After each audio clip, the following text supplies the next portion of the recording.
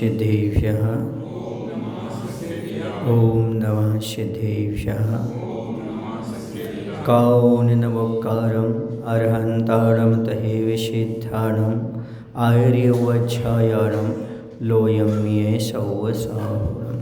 बोले पंच परमेष्ठी भगवान जी की, देवादिदेव शांतिनाथ भगवान जी की, आचार्य गुरुदेव हो श्री विद्यासागर जी महाराज की, आचार्य समय सागर जी महाराज की।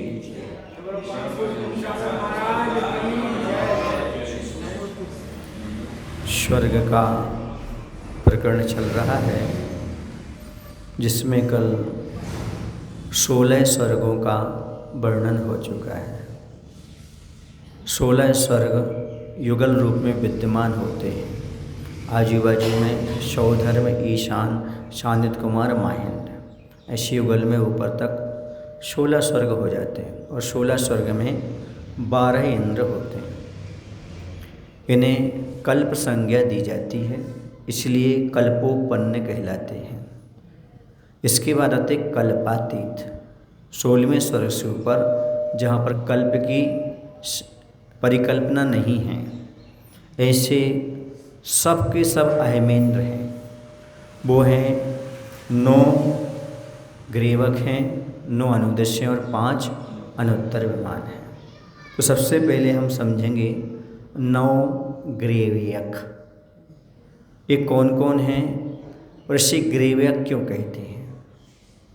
चूँकि लोक का आकार पुरुषाकार है।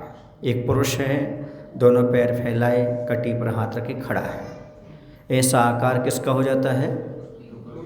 लोक का आकार हो जाता है। तो पुरुष आकार होने से ऊपर जो होता है ग्रीवा हो जाती है। ग्रीवा माने गर्दन, समझ रहे ना। तो लोक की जो ग्रीवा में रहते हैं, इस गर्दन में स्थित रहते हैं, वहाँ पर उस स्थान पर उसको ग्रीवक संज्ञा दी जाती है। क्या दी जाती है? ग्रीवक संज्ञा दी जाती है।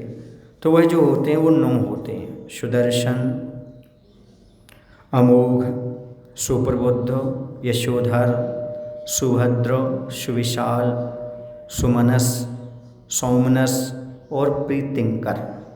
इस प्रकार एक के ऊपर एक, अधस्तन, मध्यम और उपरिम 3-3 ग्रीवक अर्थात 9 ग्रीवक की रचना हो जाती है। 3, इसके ऊपर 3 और उसके ऊपर 3। तो अधो, मध्य और ऊर्ध्व, इस प्रकार के 3 प्रकार के ग्रीवक हो जाते हैं और 3 तरह का 9, ये 9 ग्रीवक हो जाते हैं। समझ गए ना। इनके नाम हो गए। तो लोकाकाश को पुरुषाकार माना है। उस लोक पुरुष के ग्रीवा और ग्रीवा में होने वाले विमान को ग्रीवक विमान कहते हैं। अब 9 अनुदेश कौन कौन से हैं?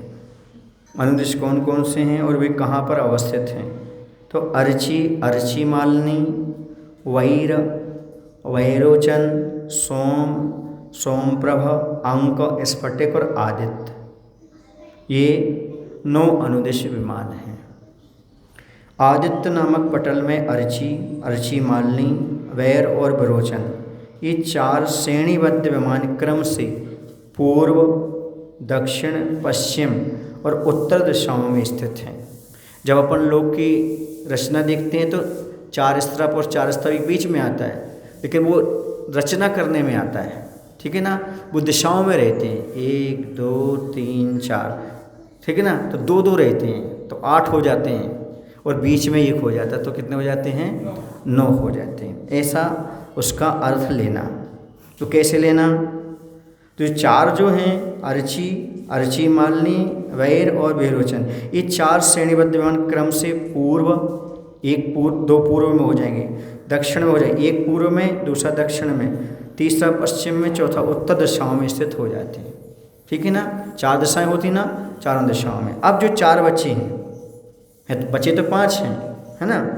तो सोम, सोमप्रभ, अंक और स्फटिक, ये 4 श्रेणीबद्ध विमान क्रम से 4 बी दिशाओं में हो जाते हैं। मतलब 2 के बीच में 1 वहाँ पर हो जाता है। फिर इन्हें सबके मध्य में आदित्य नामक इंद्रक विमान स्थित है। इस प्रकार ये 9 अनुदेश विमान, बीच में क्या हो जाएगा? हाँ, तो देखने में कितना आता है? 4 और 4 और बीच में 1, ठीक है ना। लेकिन ये कैसे रहते हैं? चारों दिशाओं में 4 और चारों में दिशाओं में 4, सो कितने हो गए 8, और एक बीचों बीच हो गया तो 9। इस प्रकार से 9 ग्रीवक की पूरी व्यवस्था होती है। फिर आता अनुत्तर विमान। अनुत्तर विमान कौन कौन हैं, इनकी विजय आदि संज्ञा क्यों है और ये कैसे अवस्थित हैं। तो विजय, वैजयंत, जयंत, अपराजित और सर्वार्थ सिद्धि, ये 5 हो जाते हैं। विजय, वैजयंत, जयंत और अपराजित जो विमान हैं वो देव 2-3 भाव से अधिक संसार में परिभ्रमण नहीं करते। कितने? 2-3 भाव से ज़्यादा। अतः संसार पर विजय प्राप्त कर लेने से इनका यह विजय आदि नाम सार्थक है। विजय माने संसार पर विजय प्राप्त कर लेने। सुन रहे ना, विजय आदि सु आता ना शब्द। हाँ, सर्व अर्थों को सिद्ध हो जाने से, सब अर्थों की सिद्धि हो जाने से इसमें रहने वाले देव एक भाव अवतारी होते हैं, इसलिए इनका नाम सर्वार्थ सिद्धि है। इनको सब अर्थ हो गया, अब कुछ नहीं, नीचे जाएंगे, मनुष्य पर्याय को धारण करेंगे, मुनि बनेंगे और मोक्ष ले जाएंगे। वो कौन है? सर्वार्थ सिद्धि के देव हैं। ठीक है ना। और विजयादि द्विचर्मा क्या आता है? विजयादिषु द्विचर्मा, जो विजय आदि, वैजयंत, जयंत, अपराजित आदि हैं, वो 2-3 भाव में मुक्ति का लाभ प्राप्त कर लेते हैं। इसका अर्थ ऐसा भी लिया जा सकता है, विजयादिषु, यह 2 बार विजय में जन्म लेकर के मुक्ति को प्राप्त हो सकते हैं। अभी उसमें लिया, नीचे मनुष्य भाव जाएंगे, फिर उसी में आकर के जन्म लेकर फिर नीचे जाकर के मोक्ष जा सकते हैं। इसलिए 2 भाव नहीं कह करके 2-3 भाव भी इसमें आता है। समझ गए। सर्वासिद्धि नामक पटल में विजय, वैजयंत, जयंत और अपराजित, ये 4 श्रेणीबद्ध विमान क्रमशः पूर्व आदि दिशाओं में एक होते हैं। पूर्व, पश्चिम, उत्तर, दक्षिण, और बीच में क्या हो जाएगा? सर्वार्थ सिद्धि। ठीक है ना। जैसे वो कैसे थे? 4 दिशाओं में थे। कौन? अनुदिश। और 4 भी दिशाओं में थे और एक बीच में था।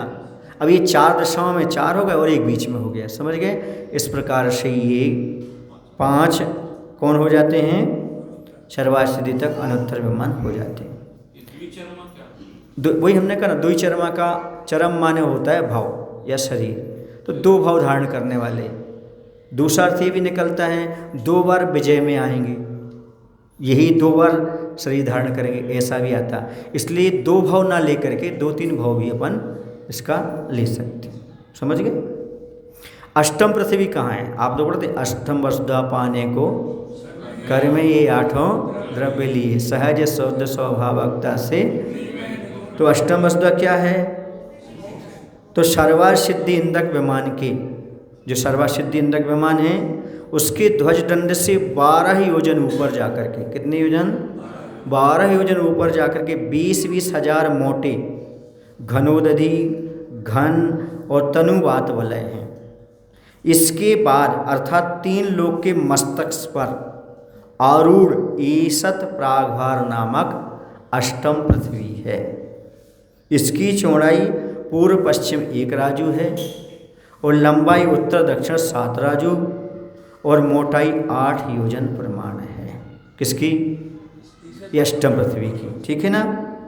अभी अष्टम पृथ्वी की बात कही अभी, अब आप जो मोक्ष कह रहे थे ना, उसकी बात नहीं है, ये सिद्धशिला की बात नहीं है, ये अष्टम पृथ्वी की बताई। किसकी बताई है? अष्टम पृथ्वी की ऐसी व्यवस्था है। कैसी व्यवस्था है? तो सर्वार्थ सिद्धि इंद्रक विमान के ध्वजदंड जो होता है ना, उससे 12 योजन ऊपर जाकर के क्रमशः कैसा है उन्होंने बताया, 3 वहाँ पर वलय होते हैं, घनोदधि, घन और तनुवात वलय। इसके बाद अर्थात 3 लोक के मस्तक पर आरूढ़ ईशक प्राद्वार नामक अष्टम पृथ्वी है। इसकी चौड़ाई पूर्व पश्चिम 1 राजू है, लंबाई उत्तर दक्षिण 7 राजू है और मोटाई 8 योजन प्रमाण है। अब इसके अंदर क्या है? सिद्धालय, सिद्ध क्षेत्र है। तो सिद्ध क्षेत्र कहाँ है?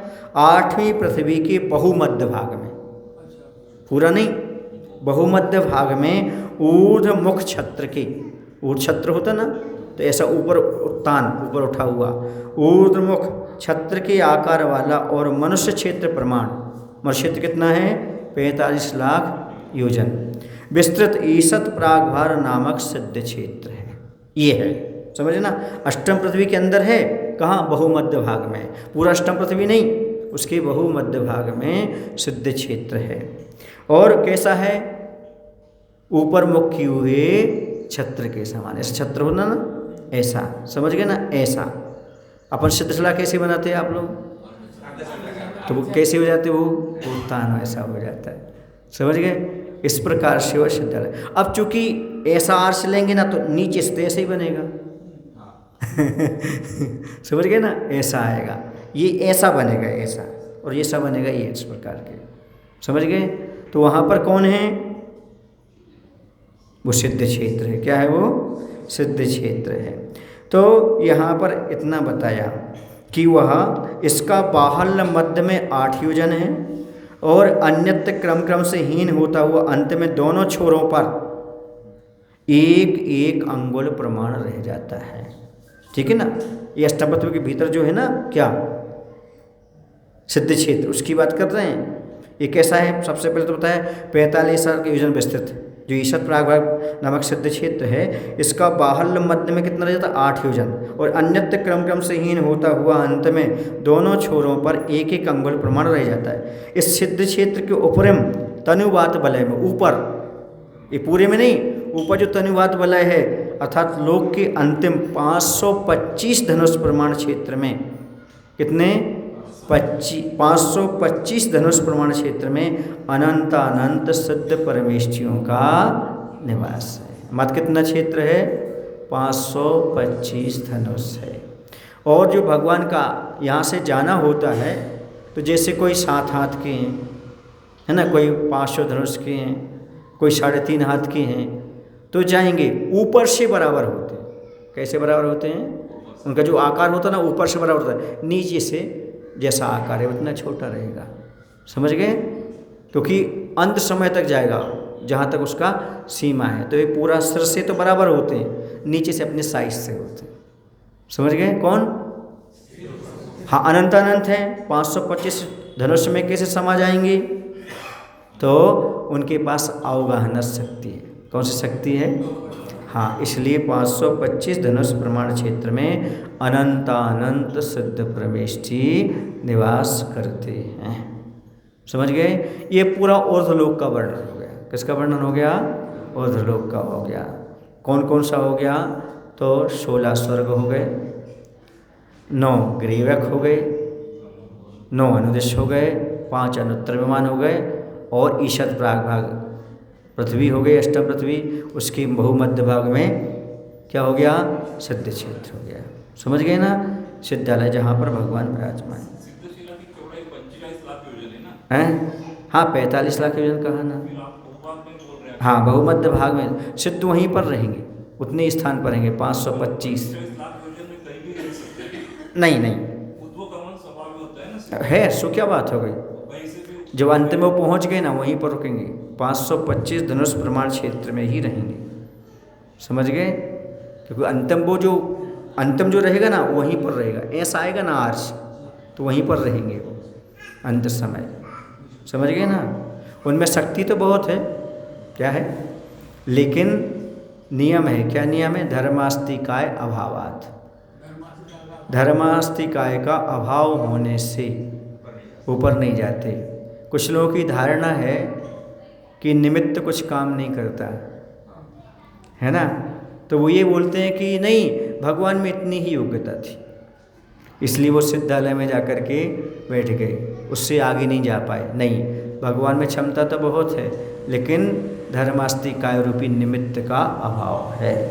तत्व सूत्र में लिखा ना, धर्मास्तिकाय अभावात्। वहाँ जाकर सिद्धालय में भगवान क्यों रुक गए? अलौकिकास्त्र में क्यों नहीं गए? क्योंकि वहाँ पर क्या नहीं है? धर्मास्तिकाय नहीं, निमित्त नहीं, पटरी नहीं है। ट्रेन में वहाँ तक जाने की क्षमता है ऐसा नहीं, उसके आगे पटरी नहीं है। हाँ, पटरी मतलब धर्मद्रव्य। जैसे व्यक्ति को चलने में सहायक क्या है? सड़क, समझ गए ना, धर्मद्रव्य। ऐसे वहाँ पर पटरी नहीं है, यानी उसके आगे धर्मास्तिकाय नहीं होने से भगवान ऊपर नहीं जा पाए। समझे आप लोग कि नहीं? बाकी भगवान में तो क्षमता अनंत है, समझ गए। चलिए, अब ऊर्ध्वलोक में कितने अकृत्रिम चैत्यालय हैं? ऊर्ध्वलोक में तो ऊर्ध्वलोक में संपूर्ण विमानों की संख्या जो है 84,97,023 है। कितनी है? 84,97,023 है। तो प्रत्येक विमान में एक एक जिन मंदिर है। जितने विमान है उसमें एक एक जिन मंदिर है। अतः ऊर्ध्वलोक के संपूर्ण जिन मंदिरों का प्रमाण भी कितना हो गया? 84,97,023 हो गया। जितने विमान है उतने ही मंदिर है, जिनालय है। एक 108 तो रहती हैं आकृति में है, तो समझ गए ना, इतना प्रमाण तो रहता ही है। ये कहाँ क्या हो गया? ऊर्ध्वलोक मात्र का। कहाँ हुआ? ऊर्ध्वलोक का। अब स्वर्ग के विमानों की रचना किस प्रकार की है? विमान किस प्रकार के ठहरे हुए हैं? श्रेणीबद्ध हैं कि बीचों बीच हैं कि फैले हुए हैं? क्या व्यवस्था है उनकी? तो स्वर्ग के विमान इंद्रक हैं, श्रेणीबद्ध भी हैं और प्रकीर्णक हैं। ऐसे 3 प्रकार के। कितने प्रकार के हैं? इंद्रक, श्रेणीबद्ध और प्रकीर्णक। प्रकीर्णक माने फैले हुए, ठीक है ना, और श्रेणीबद्ध माने क्रम से, और इंद्रक माने बीचों बीच। समझ गए? तीनों प्रकार की व्यवस्थाओं पर है। तो इंद्रक विमान मध्य में रहता है। जो इंद्रक विमान इंद्र के समान कहाँ रहेगा? वो बीच में रहेगा, ठीक है ना। और श्रेणीबद्ध विमान दिशाओं में स्थित रहते हैं, अपनी उनकी दिशा होती है। और जो प्रकीर्णक विमान होते हैं वो श्रेणीबद्ध विमानों के अंतराल में बिखरे हुए पुष्पों के सदृश यत्र तत्र रहते हैं। जैसे फूल बिखेर देते ना, इस प्रकार से। तो 3 प्रकार के विमान हो गए। इंद्रक विमान बीचों बीच, श्रेणीबद्ध अपनी दिशाओं में, और प्रकीर्णक माने फैले हुए। इस प्रकार 3 प्रकार के विमान वहाँ पर हुआ करते हैं। इंद्रक विमान संख्यात योजन विस्तार वाले हैं। कितने? संख्यात। श्रेणीबद्ध विमान असंख्यात योजन विस्तार वाले हैं। जो श्रेणीबद्ध हैं क्योंकि वो तो दिशाओं में जा सकते हैं, ये तो बीच में है तो संख्यात है। वो कितने हो गए? असंख्यात योजन हो गए।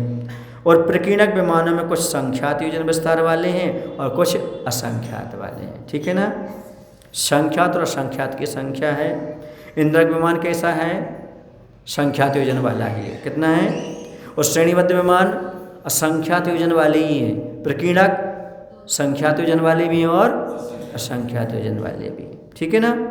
ये इनकी इंद्रक विमानों की, श्रेणीबद्ध विमान की और प्रकीर्णक विमान की व्यवस्था हो गई।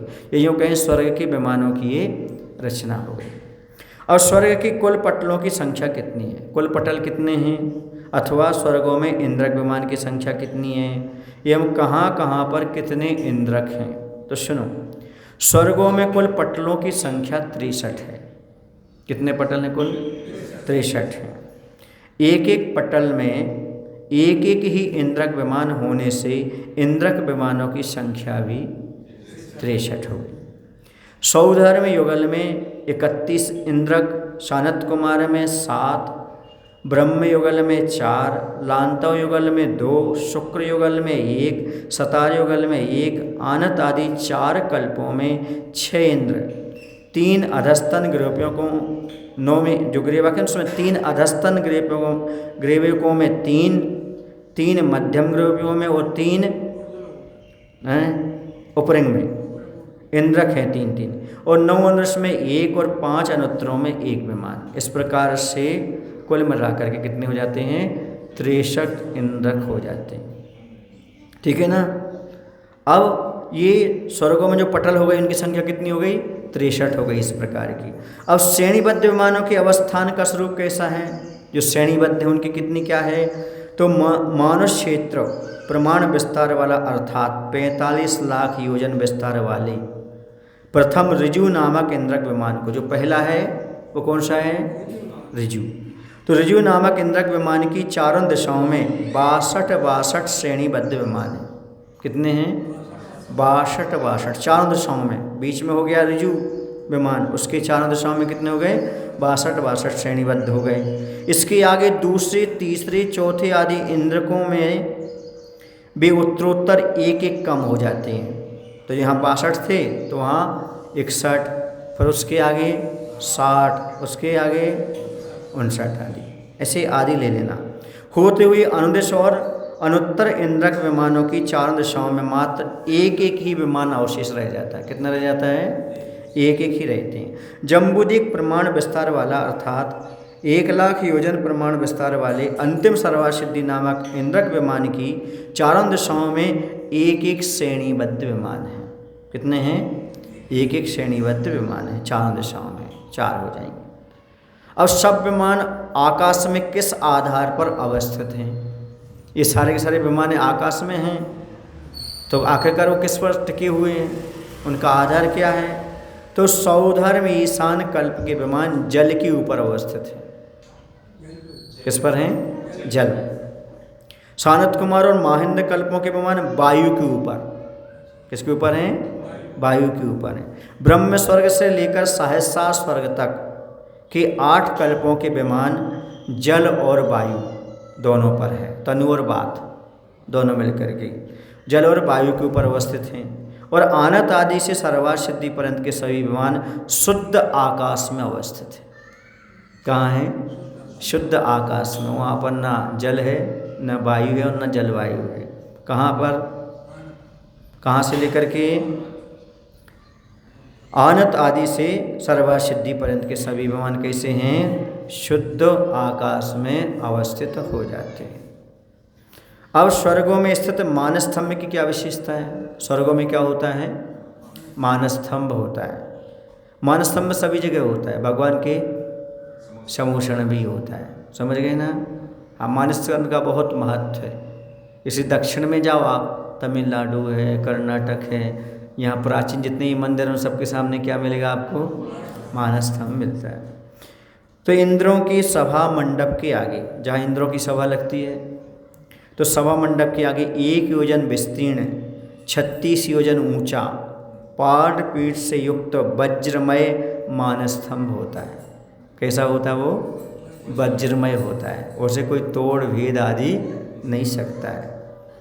इसका आकार गोल है और व्यास 1 योजन है। इसमें एक एक कोस विस्तार वाली 12 धाराएं हैं। सौधर्म कल्प में स्थित मानस्तंभ पर स्थापित करंडों के आवरण भरत क्षेत्र संबंधित तीर्थंकरों के लिए हैं। वहाँ पर करंड माने पिटारे हैं, पेटी टाइप के पेटी। कहाँ पर?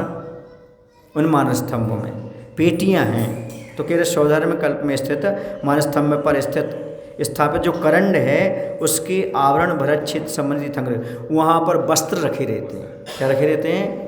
वो कौन की? तो कह रहे हैं सौधर्म कल्प में जो स्थित मानस्तंभ है उसमें उसके करंडों में पिटारों में आवरण भरत क्षेत्र संबंधित तीर्थंकरों के लिए। वो किन के लिए रहते हैं? भरत क्षेत्र के तीर्थंकरों के वस्त्र वहाँ पर रहते हैं। ईशान कल्प में स्थित मानस्तंभ पर स्थापित करंडों के आवरण ऐरावत क्षेत्र के तीर्थंकरों के लिए रहते हैं। वहाँ के कहाँ जाएंगे? ऐरावत क्षेत्र में तीर्थंकर होंगे, उनके लिए वो वस्त्राभूषण जाएंगे। शानित कुमार और माहिंद कल्प में स्थित मानस्तंभ पर स्थापित करंडों के आवरण पूर्व विदेश क्षेत्र संबंधी और पश्चिम विदेश क्षेत्र संबंधी तीर्थंकरों के लिए होते हैं। ये सभी करंड देवों द्वारा स्थापित एवं पूजित होते हैं।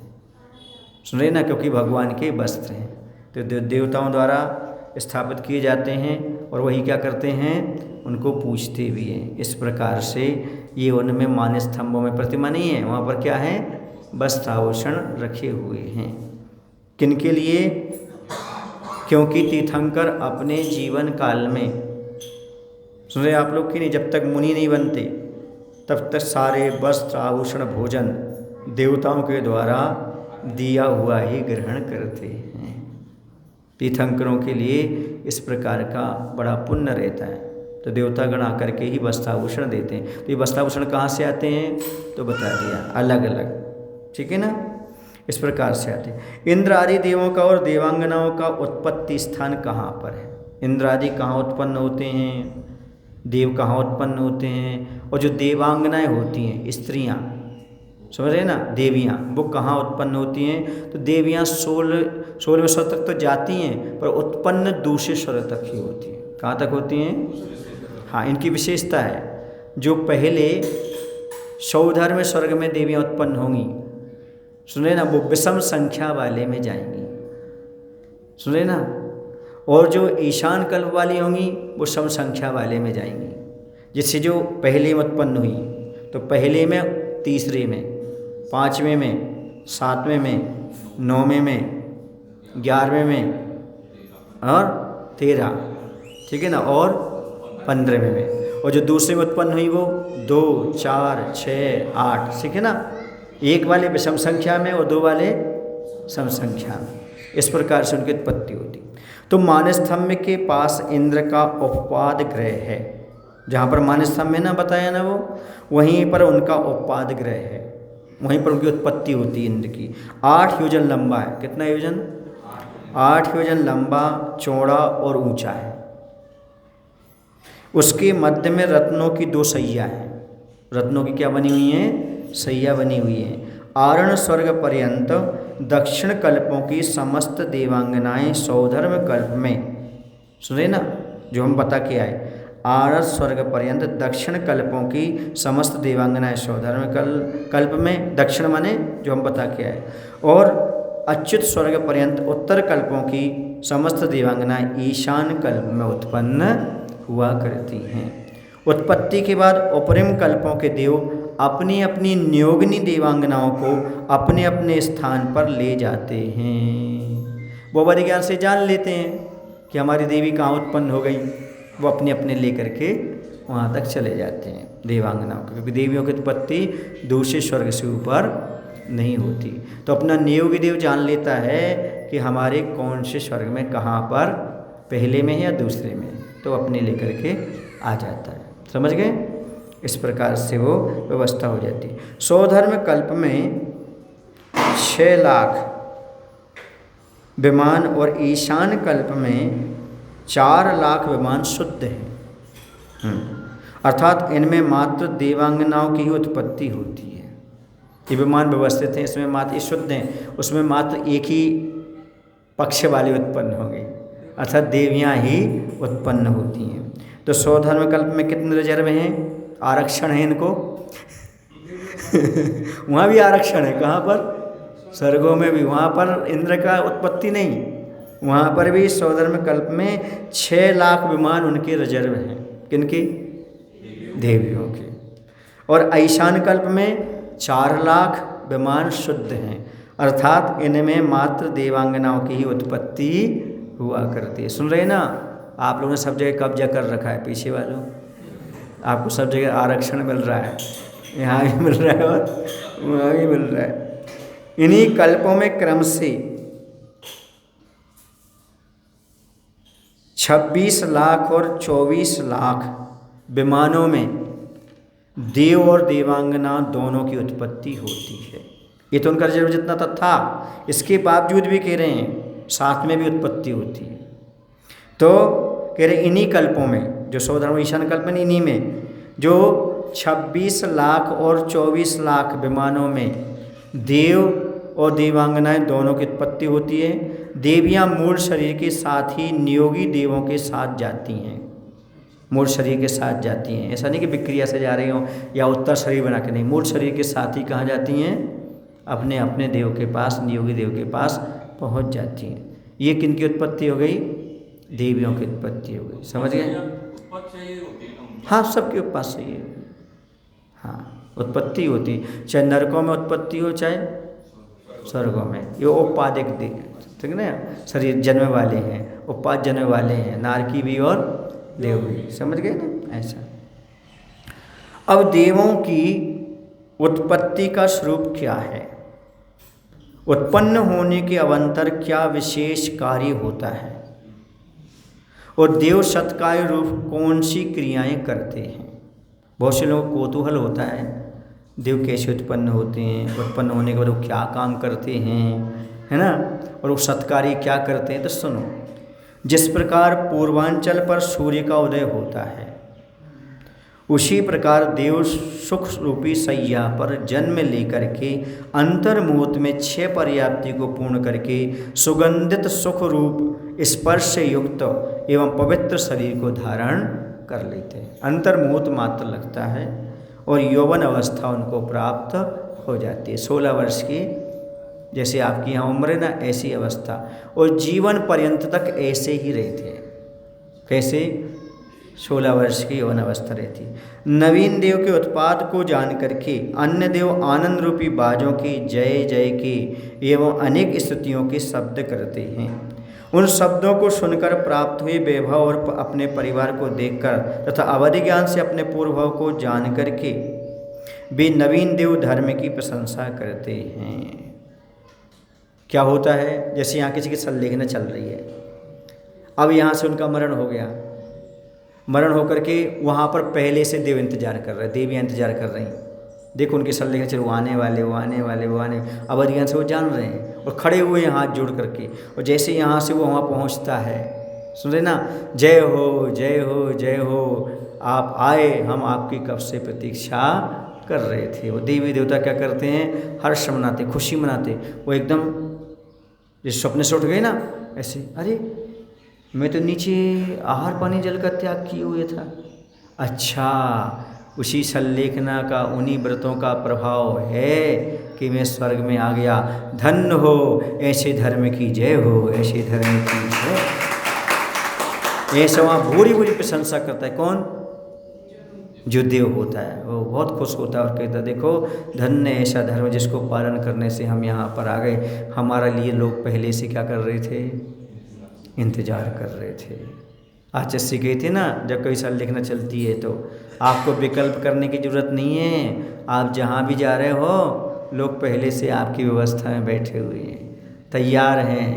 यहाँ पर लोग दुखी होते हैं, चले गए, वो आनंद मनाते, आ गए आ गए आ गए। समझ गए? धर्म का प्रभाव है, वहाँ जा कर के पूरी पूरी वही व्यवस्था। एक बात और कहते हैं आचार्य जी, कहते कि देखो यहाँ पर जीवन भर संयम पाला, वहाँ जाके फिर असंयम। जिस चीज़ से परहेज किया वही वहाँ मिलना है, जिन स्त्रियों से दूर रहे वही स्त्री वहाँ पर मिलना है, वही भोजन पान से दूर रहे वही अमृत का पान करना है। समझ रहे हैं आप लोग कि नहीं? वही असंयम दशा रहना है। इसलिए जितने समय तक हो उतने समय तक अच्छे से संयम पाल लो, ये तुम्हारा सौभाग्य है। फिर तो सावरोपमायु तक संयम है ही नहीं, व्रत है ही नहीं, नियम है ही नहीं, वो तो मत पुण्य का फल भोगो जब तक मुक्ति नहीं मिल रही। क्या नहीं मिल रही? हाँ, वो तो अटकना है। हाँ, अटकना है, भटकना नहीं, अटकना है। भोगना तो पड़ेगा ही, सुने ना, इसलिए वो भटकना नहीं है, वो क्या है, अटकना है। सुनो, एक बात बता दूं आपको, पहले के ज़माने की बात है, अब की नहीं बात कहता हूँ, हमारे ज़माने की बात कहता हूँ। उस समय क्या होता था, जैसे लगभग 300 किलोमीटर दूर किसी की शादी हुई तो यहाँ से बस से जाते थे बारात लेकर के। अब तो लड़की की आने लगी है ना, पहले तो लड़के की बारात जाती थी। तो बारात जाती थी तो बीच में 100 किलोमीटर के भीतर एक स्वागत होता था। क्या होता था?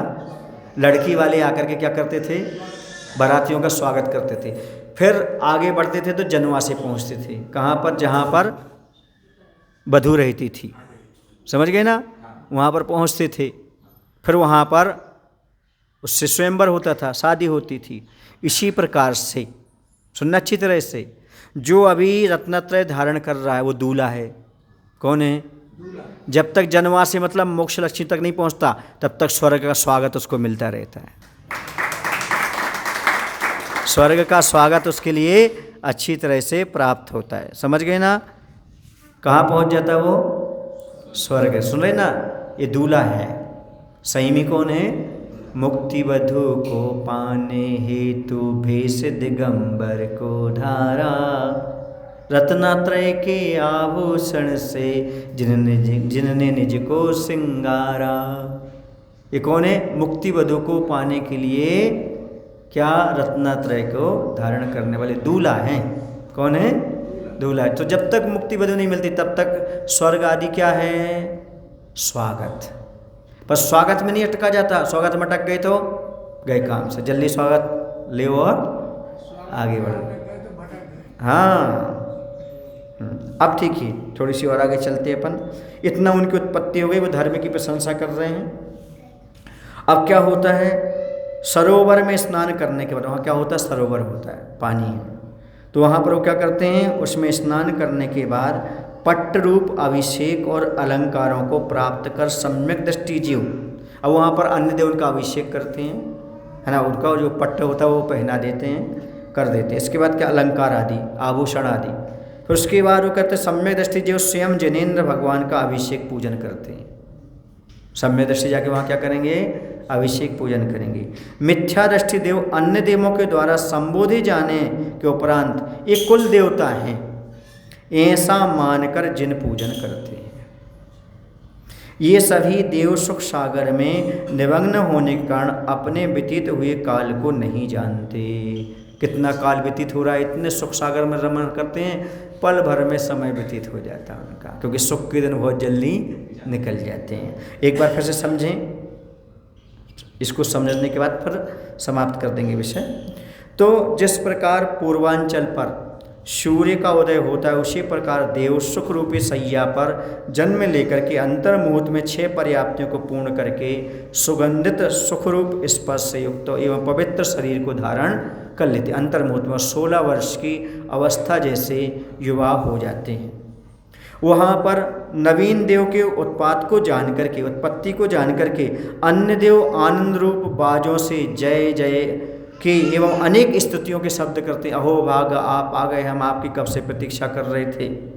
उन शब्दों को सुनकर प्राप्त हुए वैभव और अपने परिवार को देखकर तथा अवधि ज्ञान से अपने पूर्व जन्म को जान करके भी जो देव उत्पन्न होते वहाँ पर, वह धर्म की बहुत प्रशंसा करते। धन्य है उस धर्म के प्रभाव से हम यहाँ पर उत्पन्न हुए हैं।